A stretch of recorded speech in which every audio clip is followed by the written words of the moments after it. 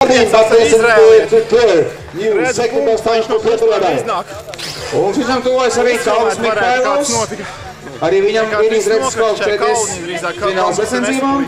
Five from Germany in the A heat and Pieter Radai Sweden in the C heat. Kristjan Feisch from Germany. Right now on the 17th best, 13th position for Kristjan Feisch. And Pieter Radai into second best time so far for Pieter Radai.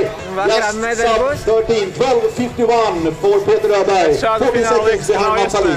Un Kalvis Mikailovs arī finišā. Mēs viņus sagaidām aplaudējam. Šķiet, ka veiksmīgs starts. Pagaidām 8. rezultāts. Otrajā kvalifikācijas grupā rezultāts Kalvim 13 minūtes un 1 sekundi. Cerēsim, ka izdosies iekļūt pirmajā 17. un iekļūt fināls sacensībā. And Mihail Mola from Czech Republic. And